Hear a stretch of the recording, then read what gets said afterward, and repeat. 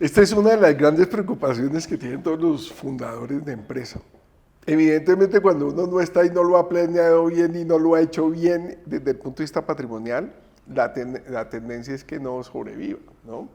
Pero gran parte de la historia de los fundadores que no han tenido como ese interés en entender cómo hacer su estrategia patrimonial, pues tienen esa dificultad. Yo te iba a preguntar, Luis Carlos, en tu experiencia, ¿cómo han sido con los fundadores de primera generación?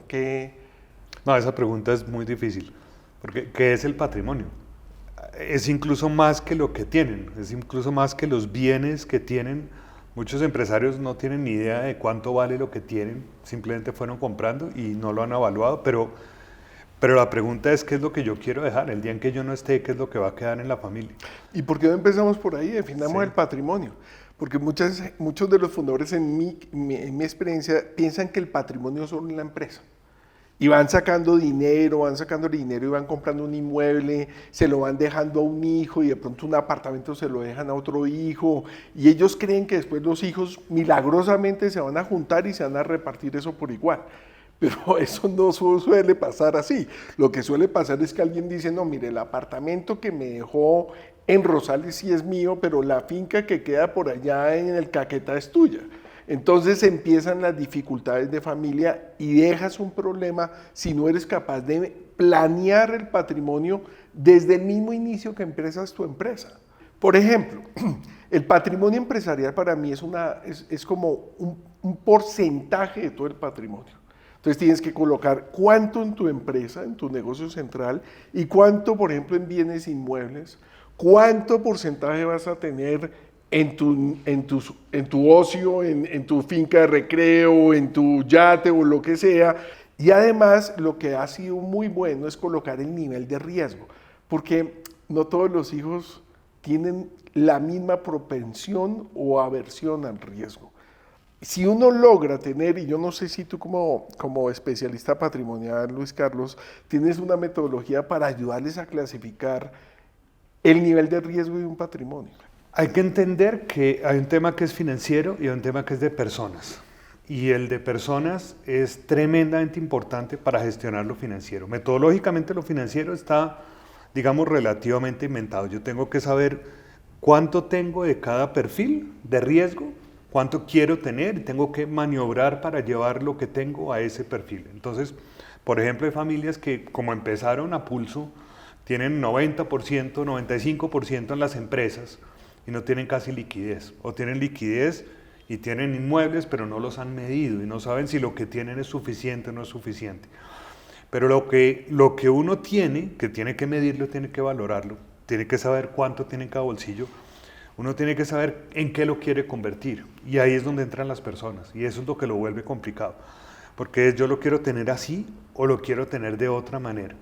Y pasa por filtros que a veces son obstáculos. Por ejemplo, ¿qué piensa el fundador acerca de sus hijos? ¿Qué piensan los hijos acerca de los negocios? Si el fundador piensa que los hijos no tienen capacidades para gerenciar el patrimonio, va a estar nervioso todo el tiempo cuando darles la empresa a los hijos. Si los hijos piensan que el negocio es de los papás, pero no tienen vocación de estar ahí, ese patrimonio está en peligro si se deja como está, porque los hijos no tienen ningún interés en dejarlo, en asumir, digamos, el liderazgo en los negocios más adelante. Entonces pasa por entender no solamente el patrimonio, con metodologías de riesgo, con metodologías de clasificación de riesgo de cada bolsillo, sino pasa por entender el momento de vida y el perfil de cada uno de los miembros de la familia. Tú estás diciendo algo que me parece fundamental. Cuando hablamos de estrategia patrimonial es que todos debemos encajar en la estrategia patrimonial, no unos cuantos. Recuerdo con mucho cariño lo que me decía mi mamá sobre el patrimonio. Su papá va a acabar con el patrimonio. Hágame el favor y me compra unos inmuebles. Y esto era muy interesante porque lo que hacía mi papá era que no tenía casa propia, sino tenía la reinversión totalmente en el negocio central, que era el que generaba la rentabilidad. Pero le generaba una incertidumbre muy grande a mi mamá porque mi mamá pues necesitaba liquidez e inmuebles. Entonces una de las cosas que aprendimos a hacer en familias empresarias, y esto para su consejo para ustedes, es cuál es el perfil de riesgo de cada uno de los hijos. Si usted tiene un hijo que es adverso al riesgo, toca preguntarle qué es lo que lo deja tranquilo. Y entonces alguna vez hicimos este ejercicio en familia y yo recuerdo que uno de ellos decía, no, pero debemos tener $1.000.000 en caja. Y entonces liberar el resto del patrimonio para poder hacer negocios. Cuando usted entiende la propensión y aversión del riesgo de cada persona, tú puedes ya en media de toda la familia darle gusto a todos. Y yo agregaría otra variable, esta es muy importante, es cómo perciben los miembros de la familia a los otros miembros. Cómo perciben los miembros de la familia a los otros miembros, porque en lo que yo he visto, muchos de los problemas se originan en que el fundador, por ejemplo, siente que el resto no sirve, que el resto sí sirve, digamos, que el resto no es capaz de tomar decisiones que preserven el patrimonio. O en segunda generación, como decimos nosotros, el manager, el dueño líder que es al mismo tiempo owner, dueño y manager, gerente, el propietario gerente, que es el líder de la segunda generación, se pregunta, bueno, si yo no estoy, ¿qué va a pasar con el patrimonio? ¿Qué van a hacer mis hermanos? ¿Y qué van a hacer mis hermanos con este patrimonio que entre otras cosas es el patrimonio de mis hijos? Entonces, la percepción que hay entre los mismos miembros de la familia acerca de las capacidades que tiene el resto de la familia de hacer las cosas como yo las he hecho, que a mí me ha ido bien. Si soy el fundador, yo empecé esto de la nada y miren a dónde llegué, yo no sé si ellos sean capaces. Si soy el manager de segunda generación, yo tomé la batuta de lo que fundaron mis papás y lo he llevado hasta donde está, yo no sé si mis hermanos sean capaces o no sé si mis sobrinos sean capaces. Esas dudas hacen que la percepción de riesgo sea distinta. Yo cómo voy a dejarle el patrimonio, que es la pregunta, es cuando yo no esté el patrimonio va a seguir adelante. Hombre, depende, ¿qué ha hecho usted para que siga adelante? ¿Qué sucesión ha trabajado usted? ¿Cómo se ha formado el resto de la familia para que eso ocurra? ¿Qué visión, qué valores, qué estrategia tiene usted para que esto no sea usted? Y a veces falla porque justamente no son capaces de que esto no sea usted, no son capaces de soltar. Entonces, mire, tratemos de organizar la conversación así. Empecemos por el tema patrimonial. Entonces dijimos, para que usted logre transmitir ese legado de generación en generación, usted primero necesita darle a su familia una visión patrimonial. ¿Para qué es el patrimonio familiar? ¿Qué tipo de patrimonio queremos tener en el futuro? Y una estrategia patrimonial que es la que venimos hablando.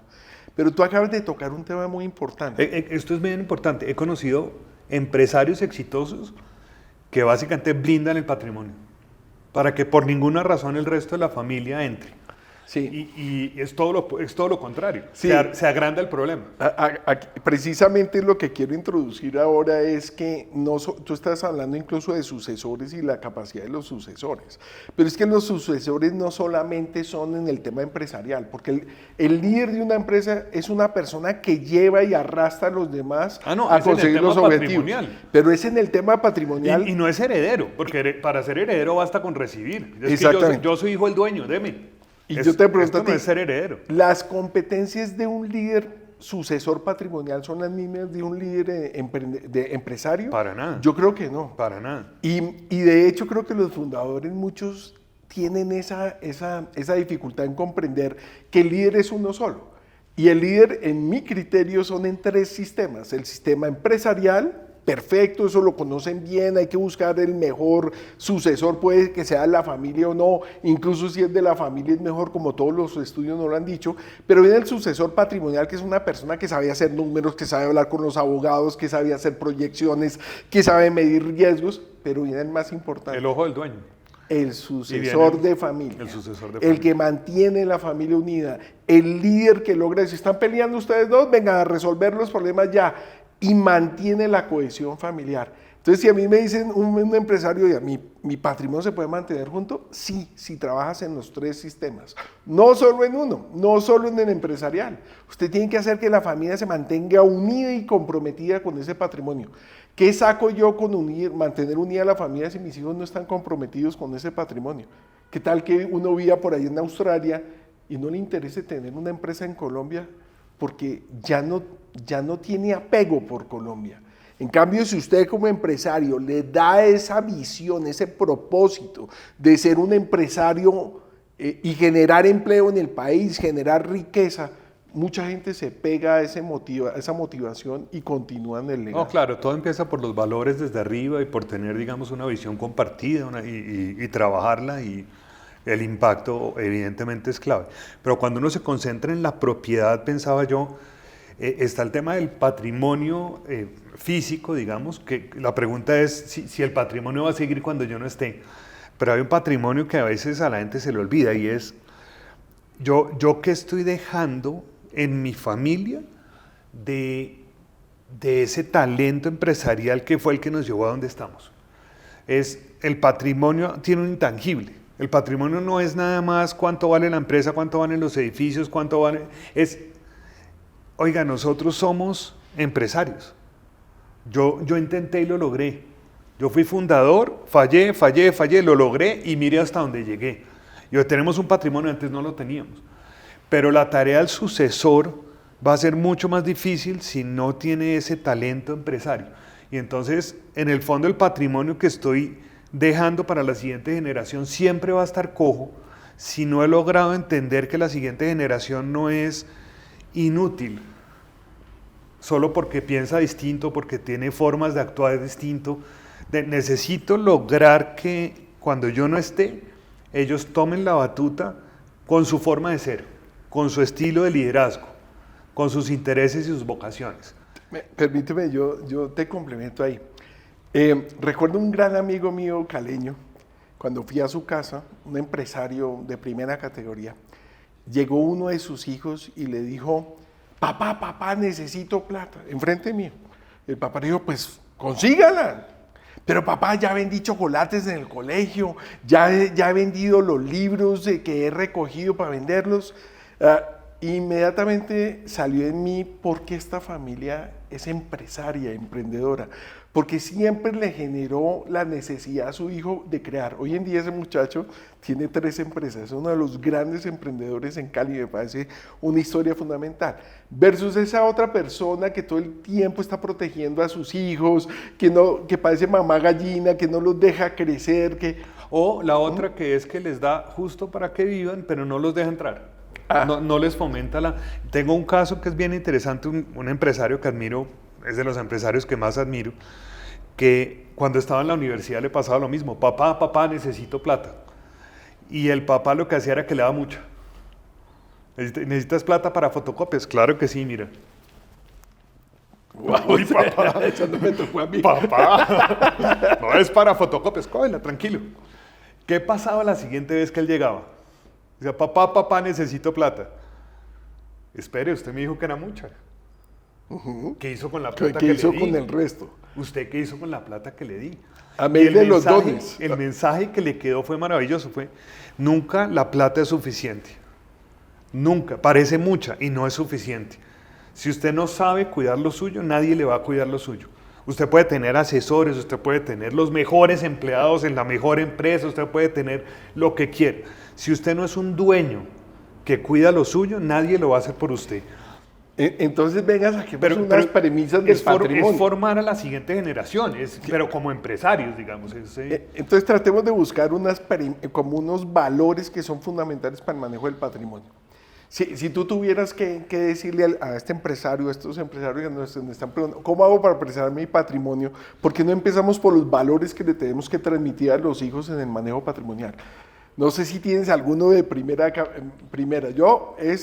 Mira, hay una que siempre me viene a la cabeza, es la responsabilidad digamos, el resultado con su responsabilidad. Si yo no ato las responsabilidades al resultado, tengo un problema con mis hijos. ¿Qué quiero decir con esto? No, es que cuando enseñamos a los hijos a darles regalos, pero no responden con nada, entonces tenemos un problema patrimonial, porque para ellos siempre es estirar la mano y dice: deme, no deme para yo crear más, no deme para yo hacer esto más grande. Hay un mensaje que siempre dejó John Ward que me encanta, es: este patrimonio tiene que durar por siempre. Yo se lo entrego a usted lo tiene que poner a producir, gozárselo, pero entregarle a la siguiente generación mejor que como lo encontró. Ese solo concepto de que el patrimonio es algo que usted tiene que cuidar y entregarlo a la siguiente generación más fuerte, es súper poderoso. Pero hay una cosa que me está pasando en las familias en Colombia o en Latinoamérica casi siempre, es que a los hijos los estamos educando de manera individual. Es decir, llego yo a las casas de los amigos y cada uno tiene el televisor en cada una de las habitaciones, pero no los ponen a compartir, no los ponen a tener dificultades entre ellos para que resuelvan los problemas entre ellos juntos. Yo no sé si hay otro valor o podemos comentar sobre estos valores. ¿Qué opinas? Porque tú acabas de decir otro que yo no había escuchado. Es darles y darles y darles a ver si se atragantan, a ver qué hacen con ellos. No, es que hay un tema de conciencia de lo que hay, que de ahí se deriva todo. De ahí se deriva todo, porque, digamos, un empresario fundador logró algo que es mágico.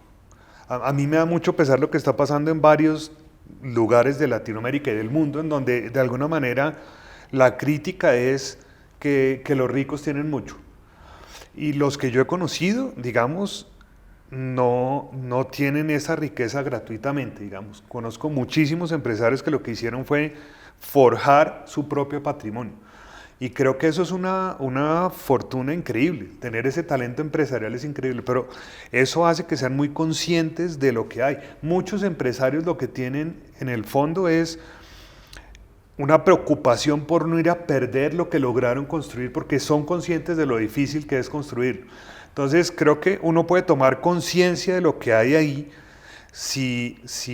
por distintos caminos, digamos. Si el papá lo forma y lo educa, dándole mucho dinero para que después se dé cuenta de que nunca es suficiente, o si el papá cuando uno necesita plata le dice vaya y se la consigue, el efecto es el mismo, es darse cuenta de que esta cosa no es fácil. Tenemos una fortuna increíble de haber logrado construir una empresa de la cual además vive una cantidad de gente y que además impacta a la sociedad por distintos caminos, y usted tiene esa fortuna, pero la fortuna le genera una responsabilidad. Y o entiende las dos, o mejor juegue un rol pasivo, porque aquí esto, si no hay disciplina y no hay conciencia de que esto hay que cuidarlo, hay que hacerlo crecer. Ya después viene la visión de si queremos que sea conjunto y que todo esto pase a la siguiente generación, o si queremos que sea individual. Viene la visión de si, por ejemplo, tengo un empresario que es arquitecto, pero él es segunda generación, la primera generación era industrial, y yo digo, bueno, en un momento dado puede decidir, venga, lo industrial lo vendemos y vamos a hacer proyectos inmobiliarios gigantes, no tiene problema, pero cuídelo porque tiene un talento empresarial que el empresario es el motor de la economía, el impacto social de un empresario es impresionante. Es que estás tocando un tema que hoy en día está muy de moda, que yo he tenido ya familiares cuando voy a visitarlos, en donde los hijos que están estudiando en universidades privadas les están enseñando un concepto de la propiedad que es, pues para un empresario totalmente contradictorio. He encontrado que en las universidades privadas le están diciendo que la propiedad privada es el peor consejero para un país, que así no se genera bienestar. Y entonces yo siempre le digo a los fundadores de empresa, oye, ¿por qué delegaste la formación de tus hijos en terceros y tú no hacías el chequeo de qué estaban hablando? Déjame te cuento un tema que me pasó a mí con mi hijo cuando estaba estudiando en Estados Unidos, que era que él entraba a clase de economía y a mí me gustaba siempre preguntarle, ¿y usted qué está estudiando? Claro, estaba estudiando la economía del capitalismo, lo cual me parece bien, pero yo tenía que enseñarle el capitalismo consciente, que está bien generar riqueza, pero es que la riqueza no significa que tú eres mejor persona o peor persona porque estás generando riqueza, sino que eres un tema importante, la espina dorsal de la economía, generación de riqueza, y el que genera la riqueza, el propietario de empresa, es una persona que se desarrolla y tiene que desarrollar a los demás. Y ese concepto de la propiedad es un concepto que le tenemos que transmitir a los hijos. Hace poco, en una familia de un empresario, tengo un hijo que es comunista y un hijo que es capitalista. Y el hijo capitalista no quiere seguir la propiedad con su hermano, no quiere. Yo no quiero estar con mi otro hermano. ¿Por qué? Porque le enseñaron un concepto de la propiedad totalmente diferente al que tiene la familia. La pregunta es, ¿por qué llegamos allá? ¿no? Yo creo que estamos delegando tanto la formación y el fundador o las familias empresarias no están tomando ese insumo que te da la universidad para terminar de darle los valores y principios familiares. Hay dos etapas, digamos. La primera es un empresario que funda una empresa. Típicamente la historia, no siempre, pero en un altísimo porcentaje, la historia es una persona que no tenía nada.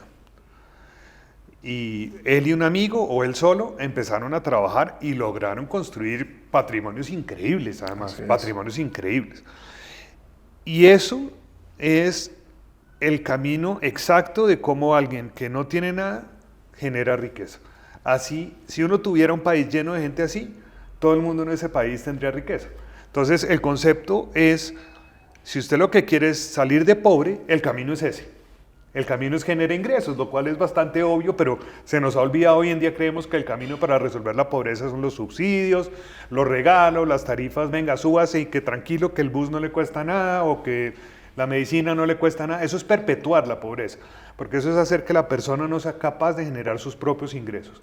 Un empresario es alguien que no tenía cómo y sin embargo lo logró y generó riqueza. Y ojalá todo el mundo pudiera hacer eso, ojalá todos en todo el planeta supiéramos cómo hacer para que lo que trabajamos genere riqueza. El segundo punto es, hey, generé riqueza, estoy teniendo un impacto. Estoy teniendo un impacto en mis clientes, en mis empleados, en la sociedad, en mi comunidad cercana. Ahí no puedo taparme los ojos. Y ahí hay empresarios que por momentos se equivocan al no entender que la empresa existe y va a ser sostenible en el tiempo en la medida en que la sociedad la abrace.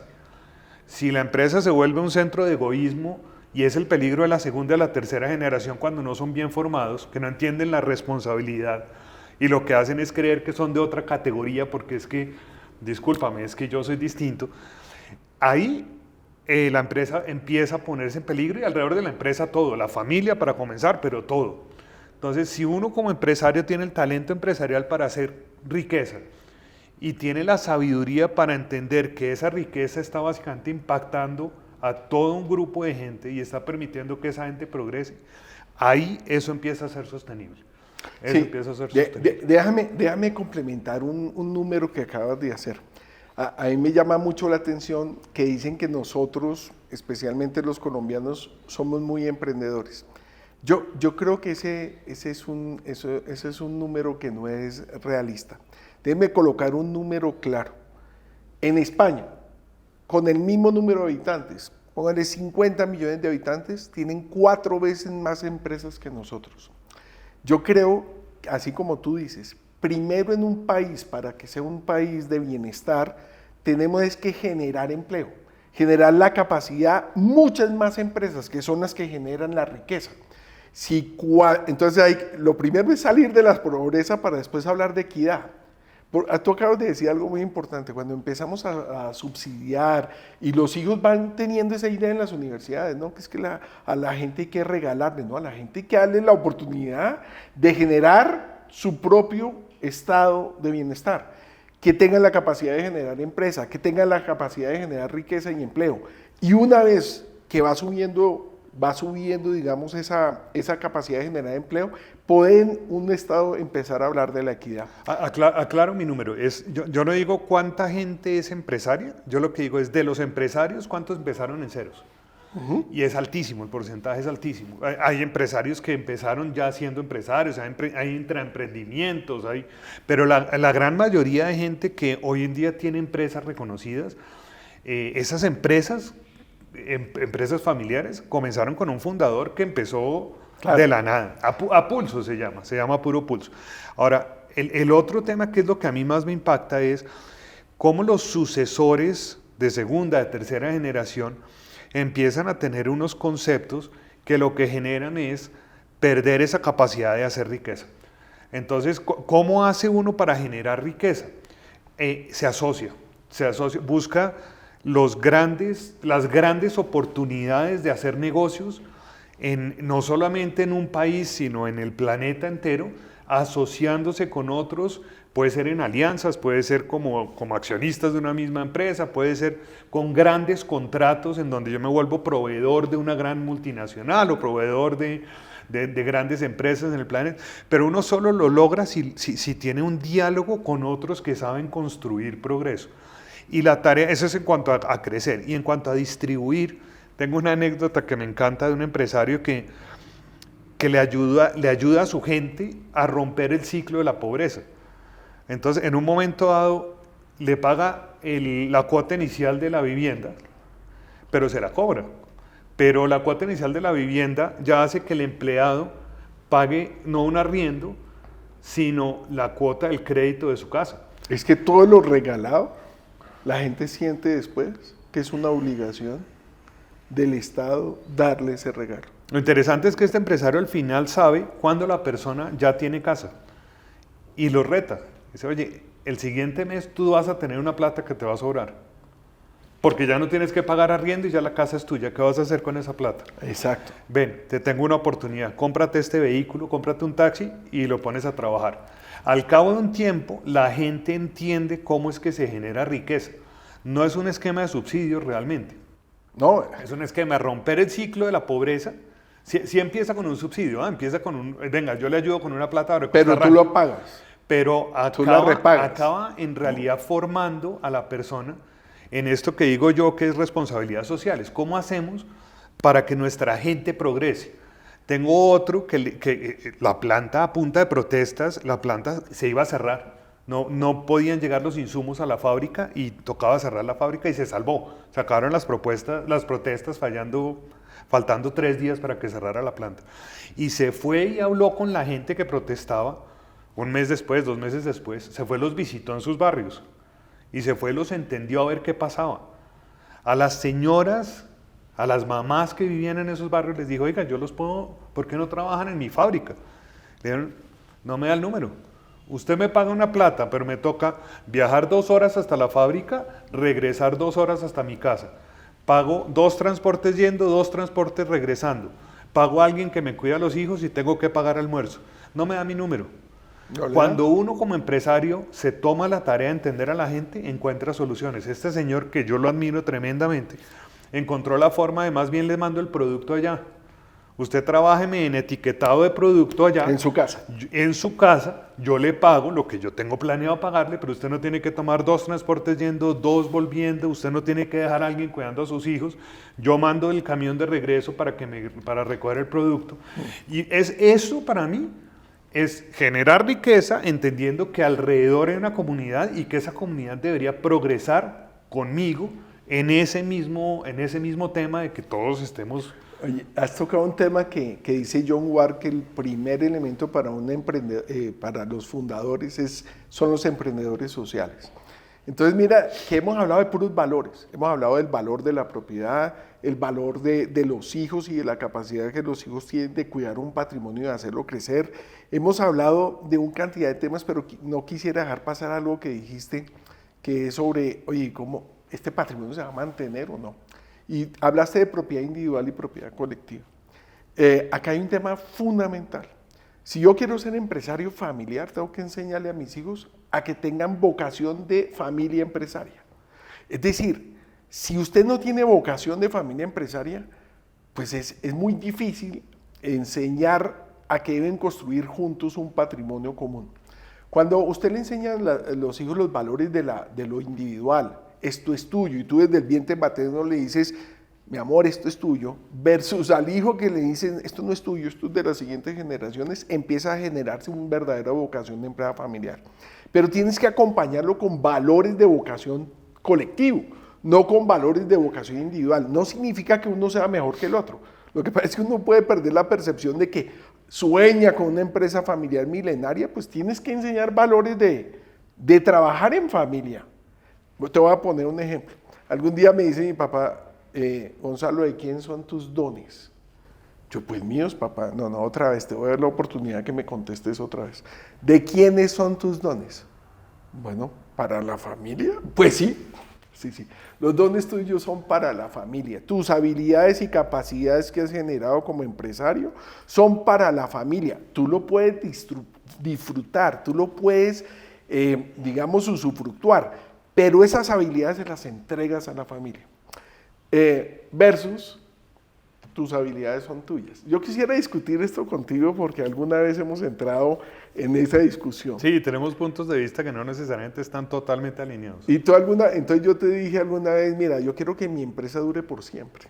Y para que una empresa dure por siempre tengo que enseñarle a los hijos todo esto que estamos hablando, pero yo le agrego más los valores colectivos. Un valor colectivo, por ejemplo, es aprender a resolver problemas entre los hijos. Yo siempre le digo a los empresarios, les voy a poner un ejemplo. Usted tiene a 2 hijos peleando por un juguete. Contésteme qué hace con esos hijos. A, llama al chofer y le dice, tráigame otro juguete igual y le entrega el otro juguete al hijo. B, le quita el juguete a los 2 para que dejen de pelear. 3, los deja ver qué hacen. 4, uno primero y después el otro. A mí me gustaría saber cuál sería tu consejo a un empresario para que les empiece a enseñar la vocación colectiva de empresa familiar. Ahí tenemos un cortocircuito muy bonito, pero yo lo que he visto es que la primera generación no comparte, porque por definición son individuales, son una célula esposo-esposa. A menos que haya, digamos, que la familia se rompa, entonces que mi esposa ahora se volvió a casar y que yo me volví a casar. Pero en términos generales está muy concentrada la propiedad. Entonces no comparten, realmente no comparten. Es tan difícil que compartan que a la hora de la sucesión les cuesta problema. No se lo sueltan a los hijos fácilmente, no es como, oh, listo, entonces ahora es el momento de que tú asumas la batuta. Algunos lo hacen con mucho esfuerzo, otros no lo hacen. Algunos pocos lo hacen muy bien. Pero se necesita asesoría para esa parte de la sucesión. Y lo que he visto es que en la segunda generación puede que haya vocación de unidad y puede que lo manejen bien, al menos durante un tiempo prolongado. Pero se arman unos problemas cuando no hay ventanas de salida. Y creo que la pregunta clave aquí es el para qué. Yo quiero mantener a todos unidos alrededor de un patrimonio familiar milenario. Dice, oye, eso es un deseo tuyo para gente que ni siquiera conoces, tus tataranietos. Estás amarrándolos. Entonces, piensa bien el para qué. Y ellos tienen que heredar el para qué y el siguiente tiene que heredar el para qué. Si uno vende bien esa filosofía y uno dice, mire, ¿sabe qué? O sea, le voy a decir para qué, le voy a decir para qué. Porque lo que tenemos es un regalo. No teníamos nada, trabajamos, construimos y hoy tenemos algo muy valioso. Y si lo dividimos vamos a volver a no tener nada, porque es que un patrimonio de una empresa familiar cuando se divide se vuelve muchos patrimonios de un tamaño mucho más débil. Y se ve muy frágil. Se vuelve tremendamente frágil. Pero porque cada además, uno tiene libertad. Cada uno tiene libertad y algunos aciertan y les va muy bien, otros no aciertan y les va muy mal. Y así es la vida. Y el riesgo se vuelve distinto de manejar. Entonces, ¿para qué? Para que toda la familia en conjunto, en principio, esté mejor. Si uno logra vender ese para qué, ocurre un poquito lo que ha ocurrido en algunas empresas, que lo que tú mencionabas, las empresas de familia en general son más rentables que las que no son empresas de familia, entre otras cosas porque cuando todo sale mal se esfuerzan el doble, y cuando todo sale bien son capaces de apostarle a largos plazos y no a cortos plazos, tienen capital paciente. Entonces, 3 cosas, si a usted le preocupa que su patrimonio, cuando usted no esté, sea un patrimonio sólido, que no se vaya a destruir y que de paso se lleve la unidad familiar y se lleve la fortuna, digamos, que ha tenido de lograr construir progreso. 3 cosas que considero claves. Lo primero, la conciencia del patrimonio por parte de toda la familia, es decir, la familia tiene que saber qué es lo que hay, lo afortunados que somos, las responsabilidades que eso genera y el rol que se espera que desempeñen como dueños. No tienen que ser gerentes de la empresa, pero tienen que ser buenos dueños. El segundo, deje de considerar a los demás como incapaces o como menos aptos para estar ahí y al revés, vincúlelos, acérquelos, infórmelos, pídales opinión e interéselos y motívelos. Si usted piensa que los demás no sirven, está cultivando que no sirvan. Y el tercero, en mi opinión, es desde pequeños con los niños, pero con toda la familia, el talento empresarial con énfasis en saber correr riesgos. El éxito de un empresario es que se arriesgó Y el éxito de los empresarios es que se arriesgan todos los días. Enséñeles a correr riesgos, a forjar ellos su propio destino, a asumir las consecuencias de las decisiones que toman y a saber manejar qué va a pasar si las cosas no salen y qué va a pasar si las cosas sí salen. Yo diría, con esos tres, yo me sentiría contento, digamos, si una familia empresaria cultiva esas tres cosas. Okay. Déjame, yo te complemento con 5 elementos. Dale. Entonces, el primero, la cultura de la propiedad. Como fundador de empresa, ustedes deben tener unos valores y principios claros sobre la propiedad, y lo que hemos discutido con Luis Carlos es cuáles de esos valores te van a hacer cumplir con tu propósito y que encajen esos valores a ese propósito. Entonces, esa cultura la tienes que vivir desde casa. El gobierno corporativo de la propiedad, es muy importante cómo vamos a tomar decisiones sobre la propiedad.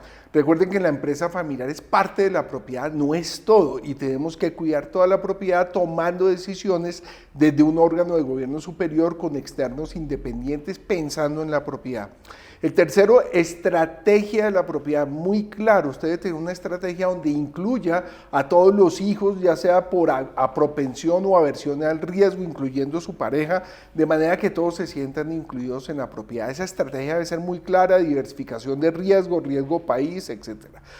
La estructura de la propiedad es muy importante. ¿Qué tipo de estructura vas a tener? Si es una fundación, si es un trust, si son sociedades anónimas, pero que encaje y que sea fácil la transmisión. Y por último, los sistemas de la propiedad.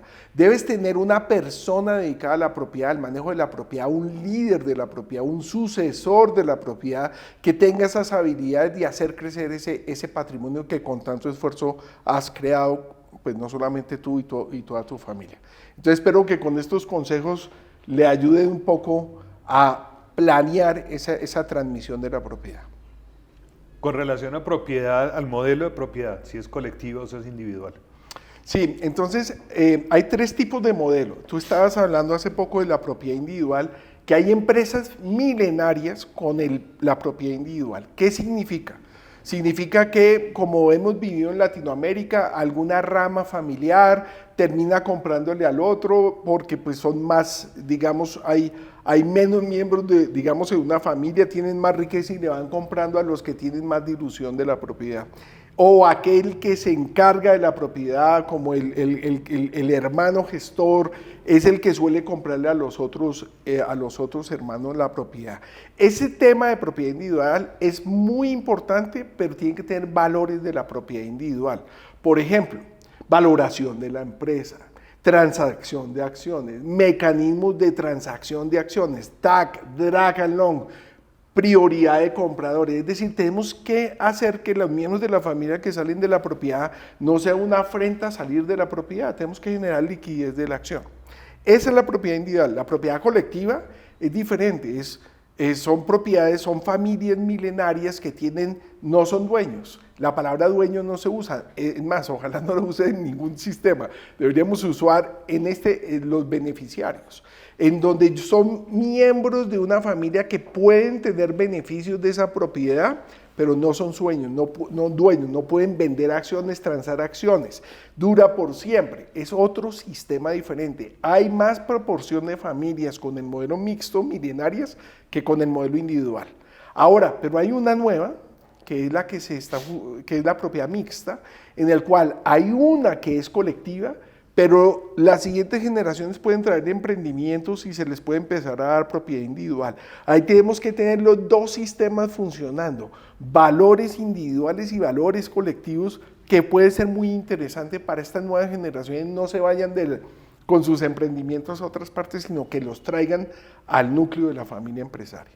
Sí, ahora lo que yo he visto es que el colectivo, que es el sueño de una generación y se lo impone a las demás generaciones, más adelante puede colapsar cuando de alguna manera no se logra mantener unida la familia. Y en ese sentido, digamos, aunque es colectivo, me parece que dejar ventanas de salida para momentos difíciles tiene algo de sabiduría. Puede que no sean ventanas que se activen fácilmente, porque la vocación es colectiva, pero si en un momento de salida se resuelve el problema completo de la unidad familiar, porque por alguna razón, la que sea, no tiene que ser una crisis de liquidez, ya no hay vocación de permanecer unidos en alguna de las ramas familiares, se puede resolver eso con una salida amigable en lugar de, digamos, tratar de mantenerlos pegados y cohesionados al patrimonio familiar, que coincide un poco con la idea en algún momento, digamos, de reconocer que la familia se creció tanto que vale la pena, digamos, tener momentos de poda, así la vocación sea colectiva, de forma tal que los que estén, los que permanezcan en segunda, en tercera o en cuarta generación, sean los que realmente tienen la vocación porque la tienen, como la tuvo el fundador.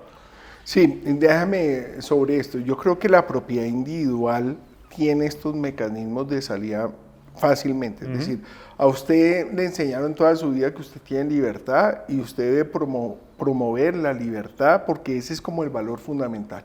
Entonces, lo que tú estás diciendo suele ser muy usual en la propiedad individual. No, de acuerdo. Es decir, es un mecanismo normal. El tema en la propiedad colectiva es lo contrario. A usted le enseñaron que eso no es, esto no era suyo. Esto era de la familia y para las siguientes generaciones. De hecho, que una persona se vaya es una afrenta, todo lo contrario. Y como esto no es suyo y nunca ha sido suyo, entonces la gente no tiene esa sensación de que está perdiendo algo. En el ideal, en la práctica sí. Lo que me ha pasado a mí es que la gente que está liderando el modelo colectivo y por alguna razón deja de liderarlo y ve que otros lo lideran, puede sentirse cómoda y el modelo sigue, pero también puede sentirse incómoda. Por supuesto. Y al sentirse incómoda, en un momento dado, siente que, aunque eso no es de nadie, es de todos y no quedó en ningún lado. Y entonces la vocación de permanecer unidos se desvanece. Y lo que se presenta, que ojalá no ocurriera, pues yo entiendo que el modelo teórico lo cubre, pero no lo resuelve. Lo que se presentan son sentimientos terribles en donde lo que están haciendo no me gusta.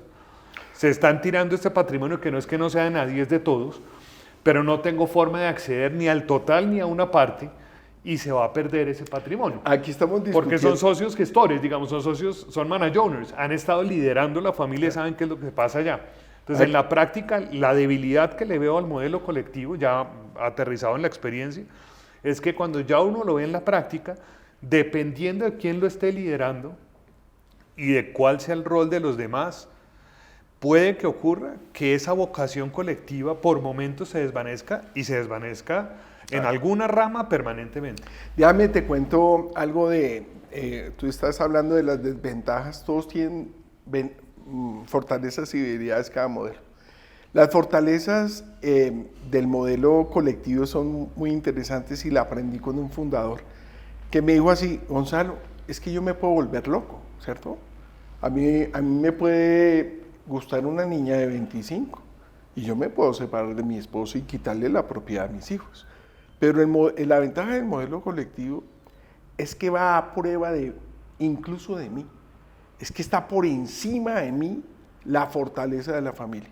Entonces, si yo me vuelvo loco, no puedo separar la propiedad.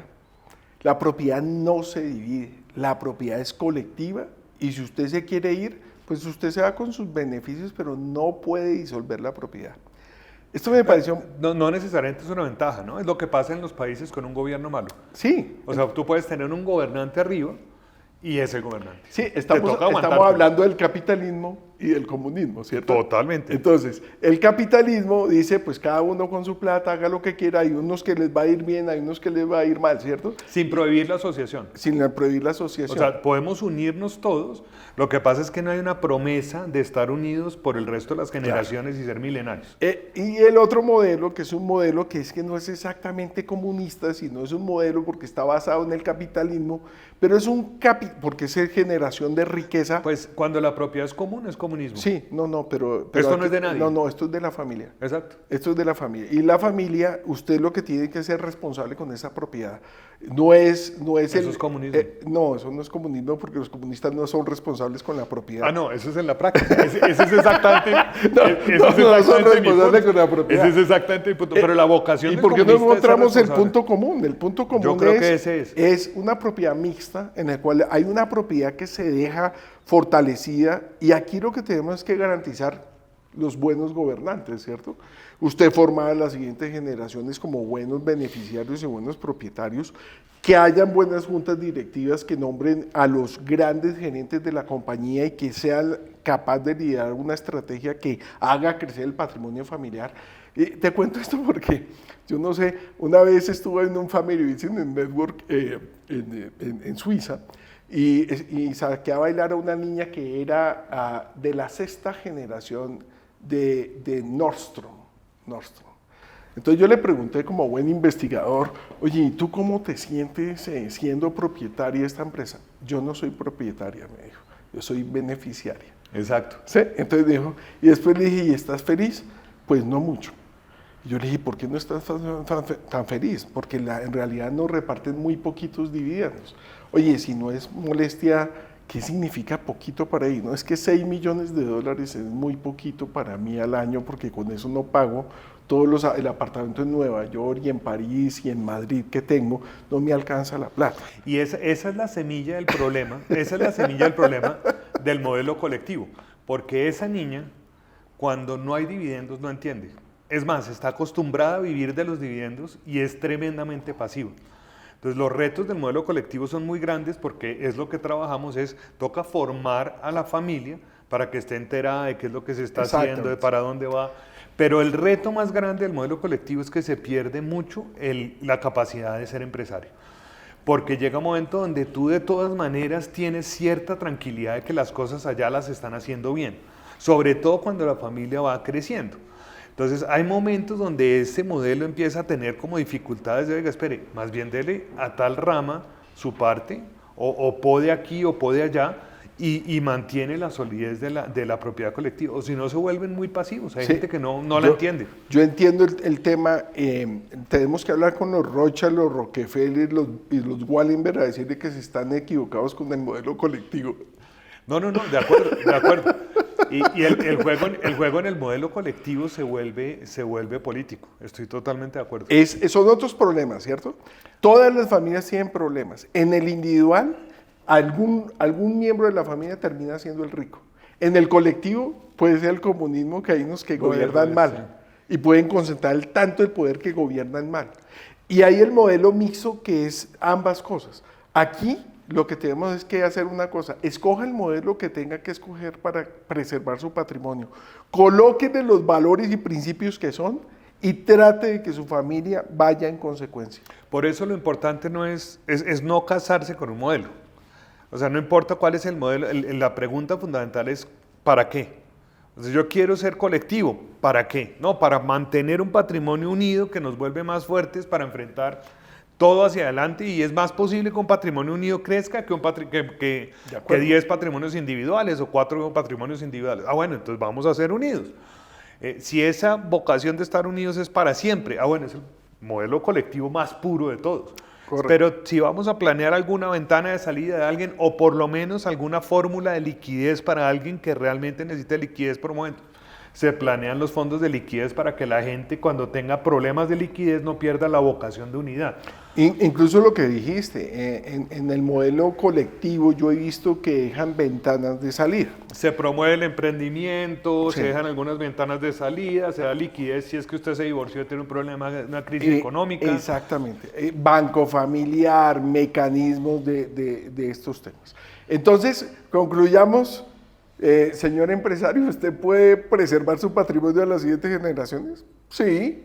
Lo que pasa es que toca trabajar desde el vientre materno con sus hijos para transmitir los valores que usted cree que son los que deben continuar. Y aunque cambien los valores, hay unos atemporales y hay unos que sus hijos en las siguientes generaciones pueden involucrar e introducir. Entonces no deje totalmente cerrado, como hay un protocolo de familia que recuerdo una vez que le dijo un trust que decía solo pueden invertir en trenes, y bueno, pues ya sabemos qué pasó en la historia. No puedes dejar amarrado todo de esa manera para que las siguientes generaciones tengan algo de libertad para poder manejar su estructura. Sí, exacto, que no se sientan amarrados, no son incapaces, no deje de considerar a los demás incapaces. Entonces, si se quieren llevar unos mensajes, les voy a dejar 3 mensajes que me parecen importantes. El primero: las familias empresarias son el motor de una sociedad, y eso implica, por un lado, gratitud por haber logrado algo que muy pocos logran, un progreso increíble, un patrimonio increíble, y por otro lado, responsabilidad. Entonces, ser empresario no es un tema menor.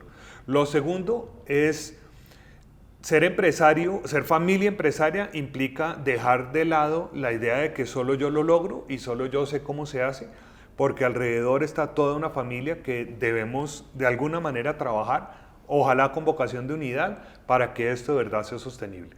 Si el tema es que el patrimonio sea durable, digamos, que cuando yo no esté esto siga, tengo que involucrar a toda la familia en esto. Y el tercero, esto arranca con la visión familiar, pero implica abajo un talento empresarial enorme para monitorear el patrimonio, saber qué está saliendo bien y qué está saliendo mal, cuánto vale, cuáles son los riesgos, hacia dónde estamos apuntando, y de allí aterrizarlo abajo en toda una estrategia. Lo cual implica, lo dijimos, tenemos que trabajar arriba valores, abajo estrategia, y tener independientes que permitan hacer seguimiento a que las cosas estén saliendo como deben salir y debatir si no están saliendo cuáles son los caminos. Eso es lo que los invitamos a construir en el futuro.